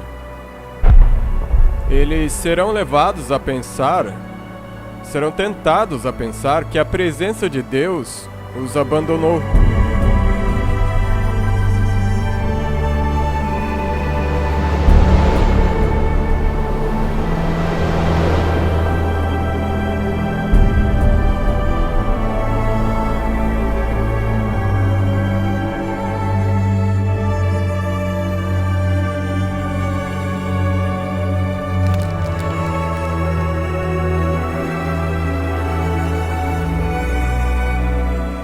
Por causa de todo o caos e por causa dos próprios pecados deles, que eles podem olhar para trás na vida e relembrar: olhem, minha vida, ela não foi o que deveria ter sido.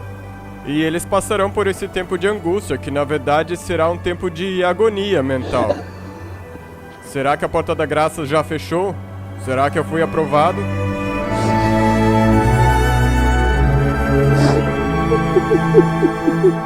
Quando exatamente a porta da graça fecha, ninguém sabe. Quando as pragas começarem a cair, saberemos que acabou o tempo da graça. Assim como nos dias de Noé, haverá uma grande pregação. Uma pregação que dividirá os homens em 2 grupos. Depois a porta se fechará. Então haverá um período em que a fé daqueles que entraram na arca será testada, e aqueles que ficaram de fora acharão que a pregação de Noé estava errada. Mas aí virá a destruição. O paralelismo com o tempo do fim é impressionante, pois hoje temos a pregação das 3 mensagens angélicas que anunciam a hora do juízo de Deus. Depois disso temos o fim do tempo de graça, no qual os impuros continuarão impuros e os justos continuarão justos, os santos continuarão santos e os injustos injustos. E logo depois teremos o tempo de angústia, no qual o povo de Deus estará na terra e terá sua fé provada, e finalmente virá a destruição. Assim, há um paralelismo impressionante entre os tempos de Noé e aquilo que ocorrerá no fim dos tempos em relação ao juízo. E mais uma vez, esse julgamento termina no final desse período probatório, não na segunda vinda de Cristo. Ele termina no fim desse período probatório, quando a porta se fecha, assim como nos dias de Noé. Em Lucas capítulo 13, também há o fechamento da porta. As pessoas baterão nela, desejando entrar. Porque eu vos digo que muitos procurarão entrar, e não poderão. Quando o dono da casa se levantar e fechar a porta, e começar desde fora a bater à porta, dizendo: Senhor, Senhor, abre-nos. Ele responderá: Não sei de onde vocês são. Então começareis a dizer: Temos comido e bebido na sua presença, tu tens ensinado nas nossas ruas. Mas ele responderá: Digo-vos que não sei de onde vocês são. Apartai-vos de mim, vós todos que praticais a iniquidade. E a coisa triste de tudo isso é que muitas pessoas que estarão batendo na porta enganaram a si mesmo. Elas acreditaram estar seguindo o mestre, quando na verdade seguiam um outro, um falso mestre. Jesus deu uma razão pela qual não os conhecia. Ele disse: Apartai-vos de mim, vós todos que praticais a iniquidade. A palavra iniquidade significa sem lei. Apesar de alegarem seguir a Cristo, estas pessoas não se renderam ao trabalho do Espírito Santo e assim não guardam os seus mandamentos. A Bíblia diz que nisto conhecemos que amamos a Deus, quando amamos a Deus e praticamos os seus mandamentos. Os seus mandamentos não são penosos. Em 1 de João é dito que aquele que diz que o conhece, mas não guarda os seus mandamentos é um mentiroso e a verdade não está nele. Portanto, somente dizer que é um cristão como muitos fazem hoje não é o suficiente. É por isso que muitos vão se surpreender ao descobrirem que estão do lado de fora da arca. Eles dirão, Senhor, Senhor. Mas ele dirá, para longe de mim, eu não vos conheço. Essa será a situação dos últimos dias. As pessoas pensarão que uma aparência de religião, de alguma forma, pode substituir a verdadeira pureza e santidade.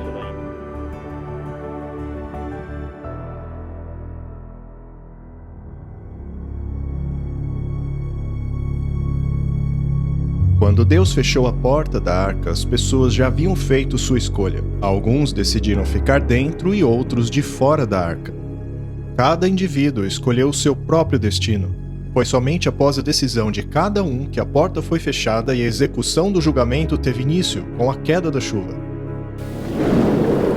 Choveu por 40 dias, e a Bíblia diz que todas as fontes do abismo, fontes no plural mesmo, todas elas estouraram, ou seja, foi um evento catastrófico.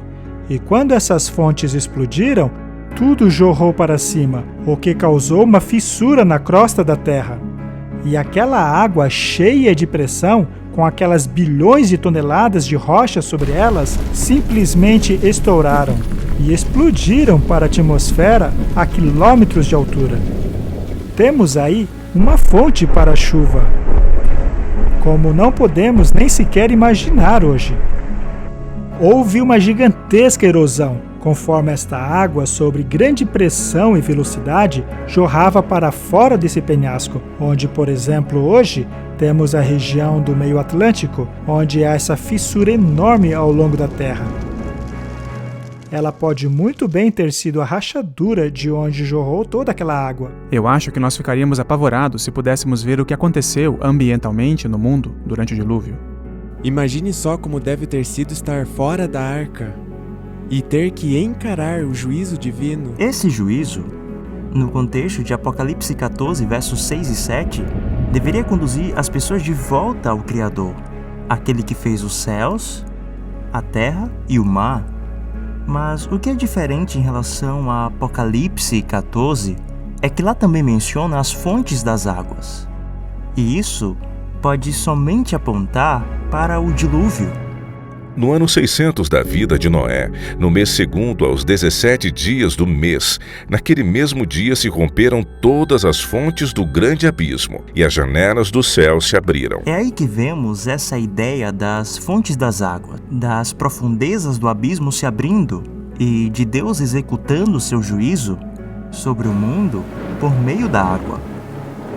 A menção da primeira mensagem angélica para adorarmos aquele que fez as fontes das águas é uma referência àquelas águas que inundaram a terra. Depois que a primeira mensagem angélica anunciou que a hora do seu juízo chegou, somos lembrados que Deus julgará a terra novamente, assim como nos dias de Noé. A execução daquele juízo veio na forma de um dilúvio global, mas no tempo do fim, ele virá na forma das 7 últimas pragas. Nos dias de Noé, foi o dilúvio que destruiu o mundo. Mas no fim dos tempos, essa destruição será causada pelas 7 últimas pragas. A segunda mensagem angélica direciona esta advertência ao povo de Deus que ainda está nas igrejas apóstatas, dizendo: sai dela, povo meu, para que não participem de seus pecados e para que não recebam as suas pragas. Hoje Deus pode ter um povo espalhado em muitas igrejas, mas eles precisam sair delas, pois quem ficar em Babilônia receberá as pragas. Isso é claro. A terceira mensagem angélica também nos alerta sobre essas pragas. Ela diz: qualquer um que adorar a besta e a sua imagem e receber o sinal em sua testa ou mão, também este beberá do vinho da ira de Deus, que se deitou não misturado no cálice da sua ira. E a ira de Deus, de acordo com a Bíblia, é definida no próximo capítulo como sendo as 7 últimas pragas. E vi outro grande e admirável sinal no céu, 7 anjos que tinham as 7 últimas pragas, porque nelas é consumida a ira de Deus. As pragas são, na verdade, o derramamento da ira de Deus sem nenhuma gota de misericórdia. E não sou eu quem diz isso, a própria Bíblia o diz. será o pior momento da história da Terra. Deus é longânimo, mas quando a humanidade atingir o limite de sua paciência, as pragas cairão. E Davi, no livro de Salmos, nos diz qual é esse limite. Já é tempo de agires, Senhor, pois eles tornaram a tua lei nula. Na crise da marca da besta, a humanidade aprovará uma lei que forçará as pessoas a quebrarem a lei de Deus. Será neste tempo que Deus intervirá, assim como fez no Egito. O faraó fez uma lei. Ele disse a Moisés: "Você, Moisés, faz o povo descansar", Shabat, em hebraico. Ou seja, você, Moisés, faz o povo guardar o sábado. Ora, volte ao trabalho. Então o faraó fez uma lei anti-sábado. E a consequência imediata a esta lei foram as pragas. Já o faraó dos dias de hoje fará uma lei semelhante, e a consequência dela será as pragas.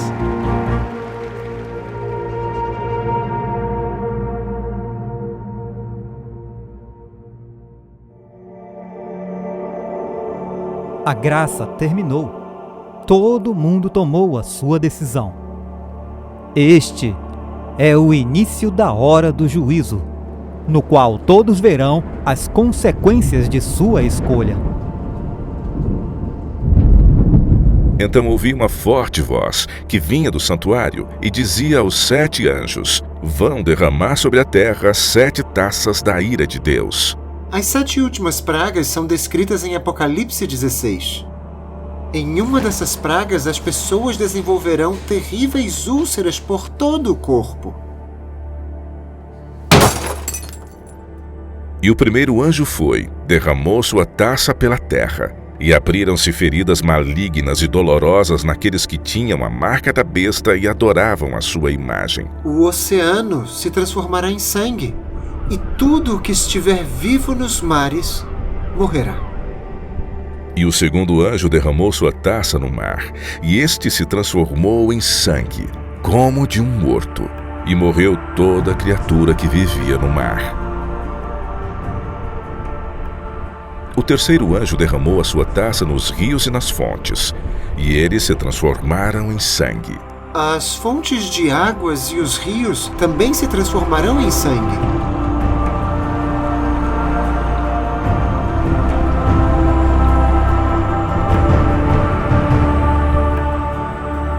O sol abrasará toda a vegetação com um incrível calor. E o quarto anjo derramou a sua taça no sol, e foi dado poder ao sol para queimar os homens com fogo, e estes foram queimados pelo forte calor e amaldiçoaram o nome de Deus, que tem domínio sobre essas pragas. Contudo, se recusaram a arrepender-se e glorificá-lo. E o quinto anjo derramou sua taça sobre o trono da besta, cujo reino ficou em trevas. De tanta agonia, os homens mordiam a própria língua e blasfemavam contra o Deus dos céus por causa das suas dores e das suas feridas. Ainda assim, se recusaram a arrepender-se de seus atos. O sexto anjo derramou sua taça sobre o grande rio Eufrates, e secaram-se as suas águas para que fosse preparado o caminho para os reis que vêm do Oriente. Na sexta praga, o secamento do rio Eufrates significa que as multidões tirarão o seu apoio dos líderes religiosos.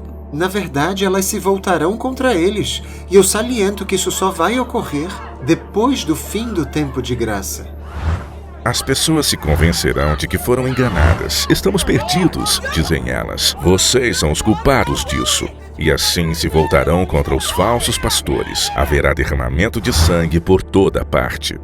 As pessoas estarão vivas quando acabar o tempo de graça. As pragas cairão sobre elas. E isso vai acontecer antes que Jesus retorne nas nuvens do céu. Sabemos que Jesus ainda não terá voltado logo após o envio da sexta praga, porque entre a sexta e a sétima praga ele diz: eis que venho como um ladrão. E o sétimo anjo derramou sua taça no ar, e do santuário saiu uma forte voz que vinha do trono dizendo: está feito. Houve relâmpagos, vozes, trovões e um forte terremoto. Nunca havia ocorrido um terremoto tão forte como esse desde que existe homem sobre a terra.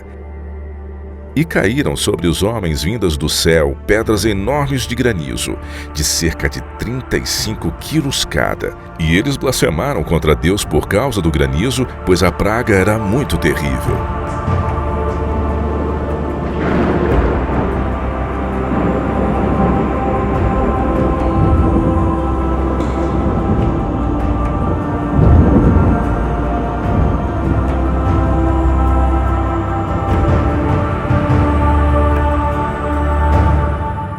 As 7 últimas pragas não tocarão ninguém do povo de Deus. Alguns pensam que Deus arrebatará a igreja do mundo antes da volta de Jesus. Porém, a Bíblia não ensina que Deus nos tira da tribulação, mas que nos salva na tribulação. O povo de Deus será protegido, assim como o povo de Israel foi protegido no Egito. Deus não retirou Israel do Egito antigo antes das pragas caírem, mas ele os protegeu durante as pragas. Uma vez que isto é uma tipologia, o mesmo deve acontecer no tempo do fim. O povo de Deus estará aqui quando as pragas caírem. Todos eles possuem o selo de Deus em suas testas. Assim, quando as pragas caírem, eles ficarão de pé. Eles passarão por meio das pragas. Deus os salvará em meio às pragas, assim como salvou Noé e sua família que estavam selados em meio ao dilúvio. Assim vemos um paralelismo entre Gênesis e Apocalipse. Será o pior momento na história do mundo.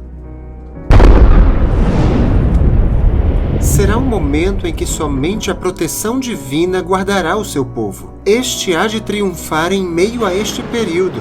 O Salmo 91 será um conforto durante esse tempo. 1000 cairão ao teu lado e 10.000 à tua direita, mas tu não serás atingido. Somente com os teus olhos contemplarás e verás a recompensa dos ímpios, porque tu, ó Senhor, és o meu refúgio. No Altíssimo fizeste a tua habitação. Nenhum mal te sucederá, nem praga alguma chegará à sua tenda, porque aos seus anjos dará ordem ao teu respeito, para te guardarem em todos os teus caminhos. Eles te sustentarão nas suas mãos, para que não tropeces com o teu pé em pedra. Eles terão desenvolvido um caráter refinado por meio de um íntimo relacionamento com Cristo. E como resultado disso, Cristo colocará seu selo sobre eles, para sustentá-los no tempo de angústia. E também para revelar aos anjos quem terá sua proteção neste tempo de prova. A arca foi o meio utilizado por Deus para cumprir a promessa de sua aliança e mostrar misericórdia a Noé. Assim, a arca do tempo do fim será o meio pelo qual Deus cumprirá a sua promessa de mostrar misericórdia àqueles que aceitaram fazer parte de sua aliança eterna. E é somente através do sangue de Jesus que fazemos parte dela. Deus comissionará os seus santos anjos para protegerem aqueles que entraram em sua aliança. Estes terão a proteção divina durante as pragas. Este será o último derramamento da fúria divina sobre o mundo que tem rejeitado sua misericórdia, rejeitado sua lei e a sua justiça. E ao rejeitar a misericórdia de Deus, o que mais você pode fazer quando você diz, eu não preciso perdão para isso?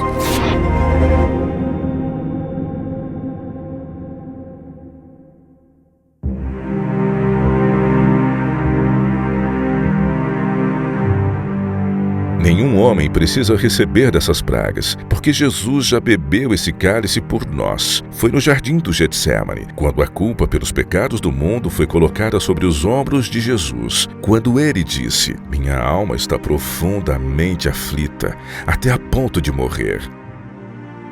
Então, após dar alguns passos, ele cai no chão e ora, ó meu Pai, se possível, passa de mim esse cálice. Contudo, não seja feita a minha vontade, mas a sua. O cálice desta ira e a separação de seu Pai por nossa causa quebrou o coração do Filho de Deus. E por ter sofrido a ira de Deus em nosso lugar, a Bíblia diz, nós seremos salvos da ira por meio dele. Porque Deus não nos destinou para a ira, mas para recebermos a salvação por meio de nosso Senhor Jesus Cristo.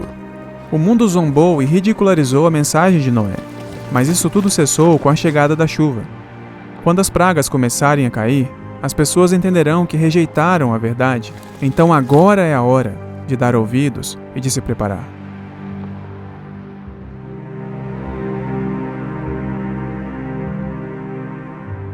Assim como as multidões que permaneceram diante da arca, avaliando a decisão que selaria o seu futuro, cabe a você fazer a sua própria escolha.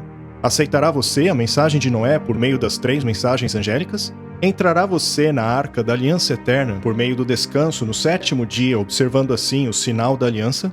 Será você um dos que guardam os mandamentos de Deus e a fé de Jesus? Ou estará entre aqueles que guardam os mandamentos dos homens? Quando a crise da marca da besta chegar, todos terão que decidir. E o tempo da graça terminado. É o que dizem as Escrituras. Multidões, multidões no vale da decisão, pois o dia do Senhor está perto no vale da decisão.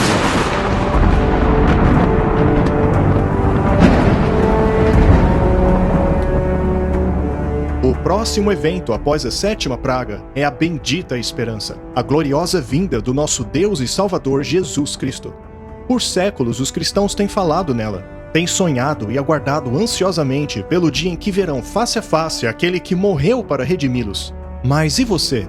Você estará pronto para encontrá-lo?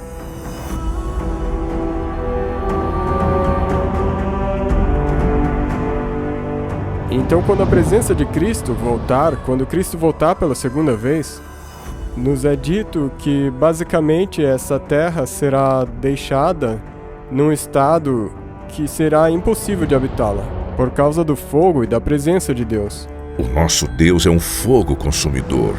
Segundo Paulo, quando ele voltar à terra, o Senhor Jesus será revelado no céu com seus poderosos anjos em fogo flamejante. Ele retornará como fogo consumidor, pois Jesus não voltará apenas como um ser humano como ele era quando caminhou por esta terra. Ele voltará como Senhor dos Senhores e Rei dos Reis, ou seja, sua glória não será mais velada.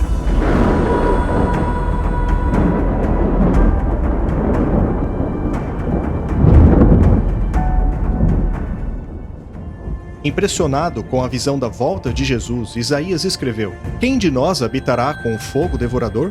Quem de nós habitará com a chama eterna? Esta é uma pergunta que todos devemos responder enquanto nos preparamos para o fogo consumidor da presença de Jesus. Mas após Isaías perguntar quem pode habitar entre o fogo consumidor, ele mesmo responde sua pergunta dizendo: aquele que anda retamente. Só os justos permanecem na presença de Deus. A mensagem de Noé, que deveria preparar um povo para o julgamento do mundo pela água, é a mesma mensagem que deve preparar um povo para o julgamento do mundo por meio do fogo, uma vez que Noé foi um pregador da justiça.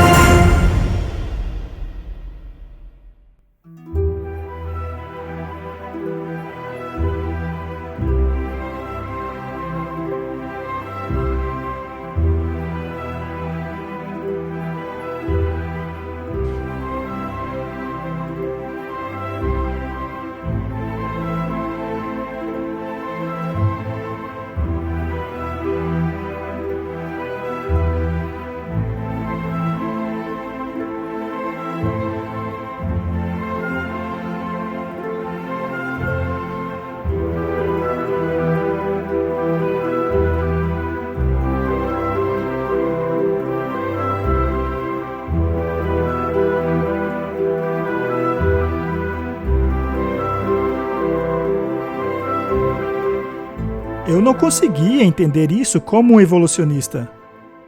Por que eu devia guardar o sábado? Pois eu não cria nos 6 dias literais da criação. Esta questão, portanto, entrará em voga novamente no fim dos tempos. Eu me lembro de uma senhora que veio a mim após uma pregação sobre Daniel e o chifre pequeno e a besta de Apocalipse 13, que é identificada pela profecia como o papado católico romano. Ela havia sido apresentada à Igreja Católica e foi educada num convento. E quando eu comecei a pregar essas coisas, ela parou de vir às reuniões. Mas o que aconteceu é que ela demorou um pouco para absorver as mensagens. Mas após alguns meses de estudo próprio por parte dela, ela finalmente abraçou a mensagem. Quando me falaram do santuário pela primeira vez, eu fiquei entediado, porque eu não tinha nenhuma ideia do que se tratava. Eu tinha acabado de entrar na igreja e eu estava todo empolgado com, sabe, a marca da besta. E o santuário para mim era simplesmente, ok, santuário. A marca da besta, é isso que importa. Foi só depois de ter aprendido como estudar a Bíblia e depois que eu comecei a ver a beleza desses paralelos presentes no santuário, que eu comecei a ver pessoalmente e perceber o lugar que ele tem no contexto da mensagem dos 3 anjos. Foi aí que todo um outro nível foi adicionado ao meu conhecimento da palavra de Deus, ao plano da salvação, ao caráter de Cristo e, sabe, realmente teve um grande impacto no modo que eu passei a ver o plano da salvação.